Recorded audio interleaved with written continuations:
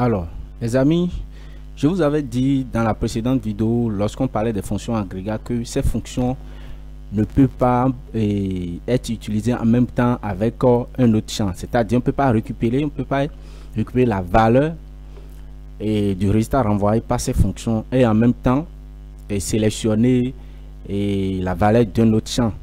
Vous comprenez? J'ai dit pas contraire, au contraire, pour les fonctions scalaires, c'est possible. Ce que je sentais, c'est qu'on ne peut pas dire de récupérer, d'utiliser cette fonction d'agrégat maintenant et en même temps récupérer par exemple le prix. Est-ce que vous comprenez? C'est pas possible.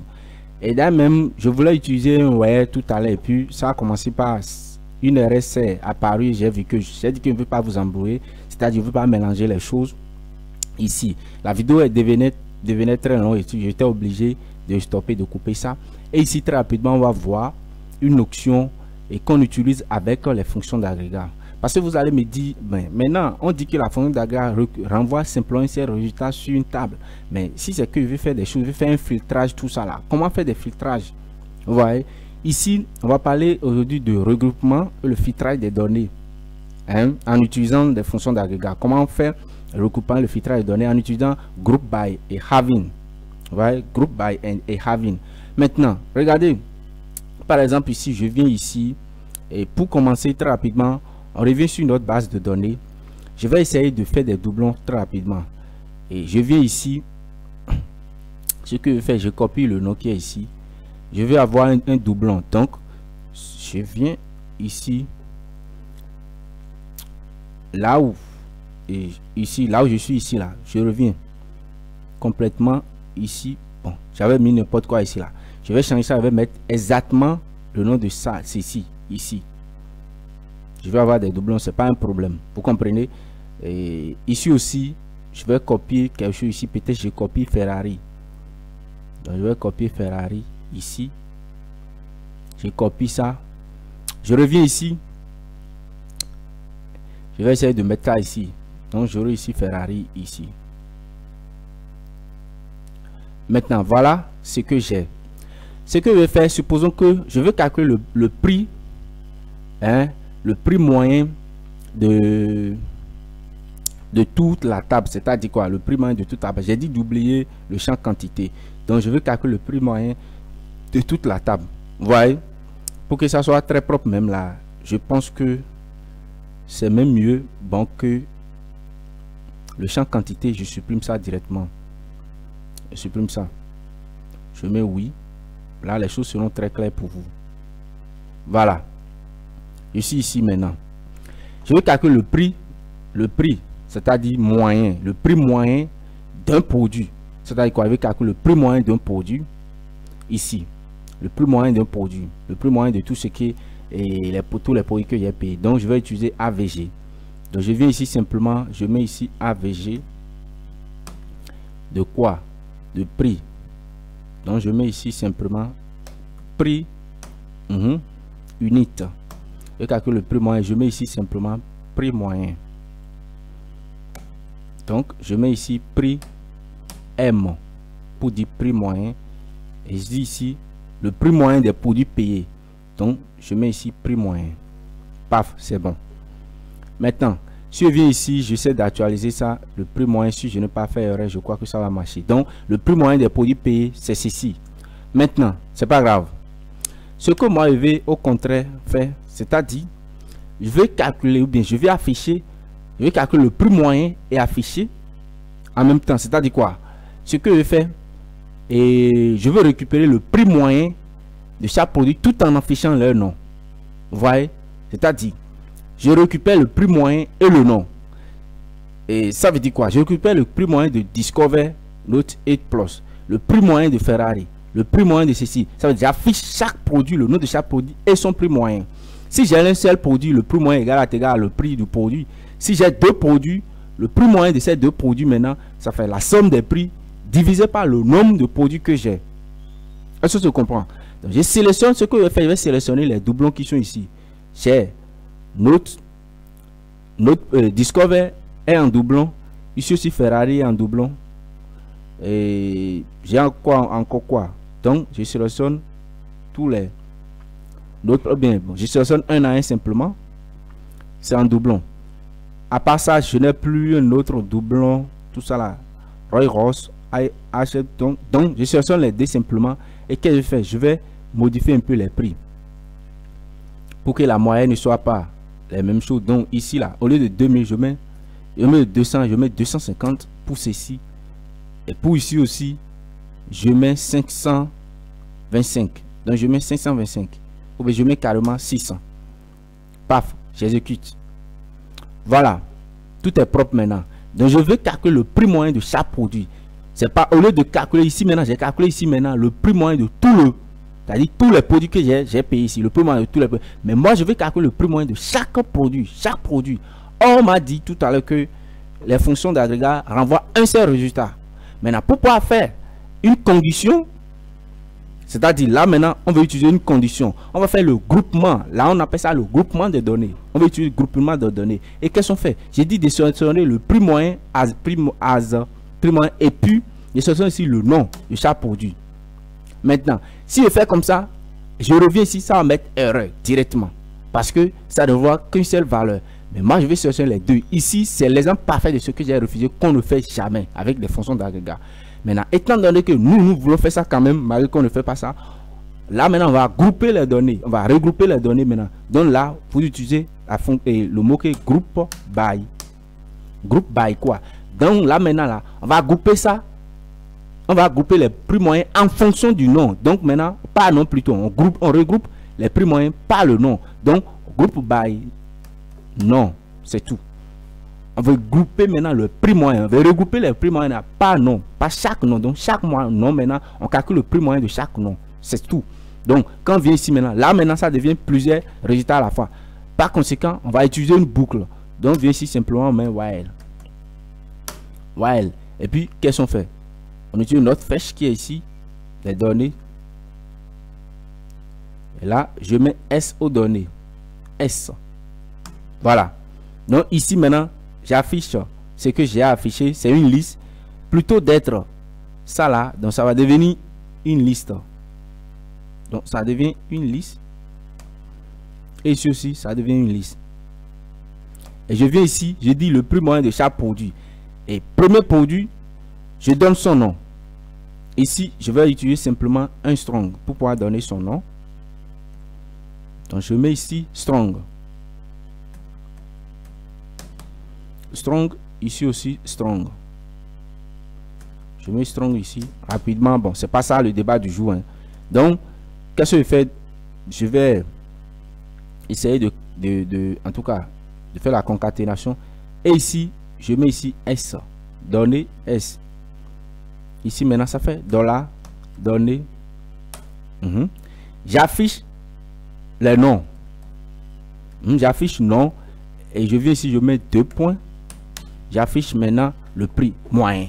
Donc j'affiche le nom du prix, j'affiche le prix moyen. Étant donné que ceci renvoie un seul résultat maintenant, je vais faire le groupement des résultats. Ça veut dire quoi? Ici maintenant, ça calcule le prix moyen. Ça va récupérer tous les discoveries. Si c'est 3, 4, il récupère tout. Il calcule le prix moyen des discoveries. D'abord, il renvoie le résultat. Après, il prend pour Ferrari, il renvoie le résultat. Après, il prend pour ceci, il renvoie. Après, il prend, il renvoie. Ça veut dire quoi? J'ai maintenant fait une requête maintenant par regroupement des données. Donc, j'utilise groupe by sur le deuxième champ. By name.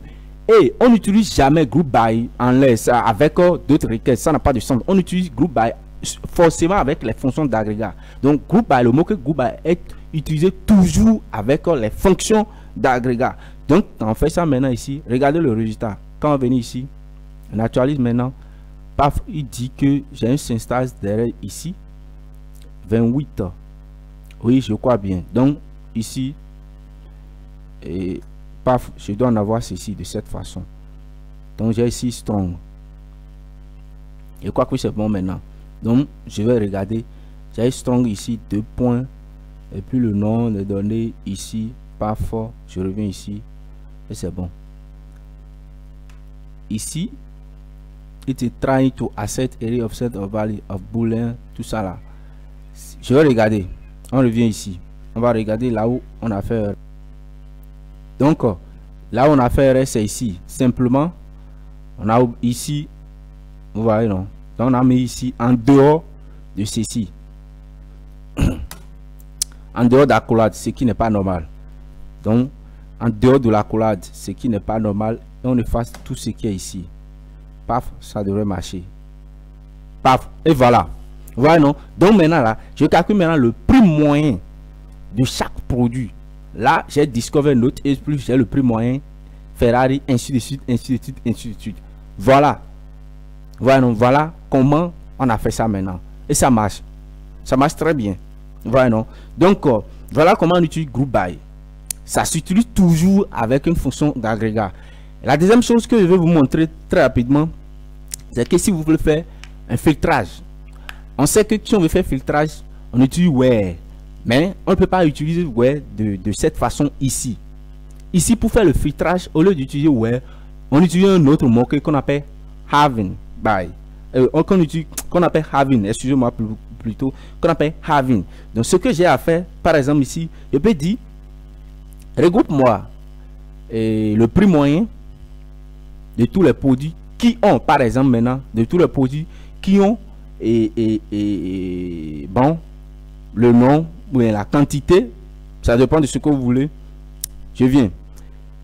Je peux dire, ce que je vais faire là, très rapidement, on va pas trop penser trop. On va dire de récupérer le prix moyen de tous les produits payés sur la plateforme Amazon, par exemple. Payés sur la plateforme Amazon. Vous voyez, payé sur la plateforme Amazon. Bon, et bon. Ou bien, on va afficher simplement le prix moyen. Très simple, ce qu'on va faire, on va dire, on va afficher le prix moyen de tous les produits lorsque ce prix-là ne dépasse pas 1000 $, par exemple. Ou 1000 € plutôt, 1000 €. On va dire, ne dépasse pas 1000 €, bien ne dépasse pas 10 000 €. Vous voyez, non? Donc, on va afficher rien que le prix moyen des produits, ou bien on va afficher le produit dont les prix moyens ne dépassent pas 10 000 €, par exemple. Et pour faire ça simplement, qu'est-ce que j'ai à faire? Donc là, je viens ici, j'ai dit de sélectionner ceci, hein, de sélectionner le prix moyen, le prix moyen et puis le nom. Je peux combiner les deux, hein, très rapidement. Qui a Having, donc je mets Having, prix moyen ici, qui est ici, c'est-à-dire le prix moyen qui est ici là. L'alias, j'utilise l'alias et dit lorsque le prix moyen maintenant est inférieur à, c'est ça, hein, est inférieur à plutôt, oh, qu'est-ce que je fais? Donc est inférieur à 10 000 €. Donc si je fais ça rapidement, je reviens ici, j'actualise, paf, ça affiche maintenant rien que des produits dont le prix moyen ne dépasse pas 10 000 €. Ici j'ai 500 € et puis j'ai 1000 € ici. Est-ce que vous voyez? Donc j'ai 500 €, j'ai 1000 €. Donc tous les produits dont le prix moyen dépasse 10 000 € ne seront pas affichés ici là. C'est comme si je suis en train de dire ouais, ça fonctionne exactement comme ouais, le Having fonctionne exactement comme ouais, mais il y a une petite différence. La différence c'est que le where agit, c'est-à-dire quoi? Le where filtre les données avant même la sélection des données. C'est-à-dire le where, lorsqu'on veut sélectionner les données, on utilise where pour pouvoir sélectionner les données. Il agit même avant la sélection. Mais le Having plutôt, c'est-à-dire le Having laisse la requête effectue et son opération, et puis lors de renvoi des résultats, les résultats envoyés maintenant, c'est sur ces résultats maintenant que le Having agit et non sur le traitement. Le Having agit sur le résultat et non sur le traitement. Voilà la différence.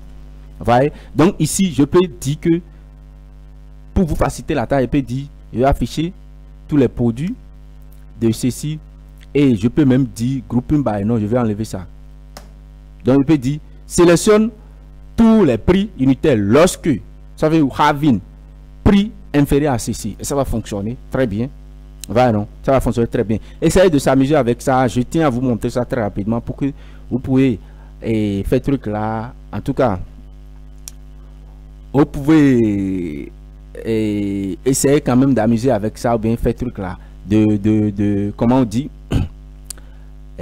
travailler avec ça quand même, amuser avec ça, avec le Having et puis grouping by. Vous allez trouver que c'est charmant, c'est très bien. Vous pouvez utiliser de cette façon Having uniquement ou bien group by uniquement ou bien combiner les deux tels que je l'ai combiné tout à l'heure. Vous voyez, non? Voilà la différence. Je vais vous montrer ça très rapidement. Je voulais faire ça en même temps dans l'autre vidéo, mais j'ai vu que bon, la vidéo sera très longue, tout ça là, je ne vais pas vous embrouiller. C'est pourquoi je n'avais pas fait ça dans l'autre vidéo. Donc c'est ça ce que je vais vous montrer. Si la vidéo vous a plu quand même, et aimez-la et puis partagez-la. Abonnez-vous si ce n'est pas encore fait et cliquez sur la cloche de notification pour être au courant de la prochaine vidéo. Je crois que dans la prochaine vidéo, on va parler des fonctions de dates. Comment manipuler les dates avec des requêtes et SQL. Donc on va parler de ça, on va voir ces dates là très rapidement. Et donc je vous dis rendez-vous à la prochaine épisode.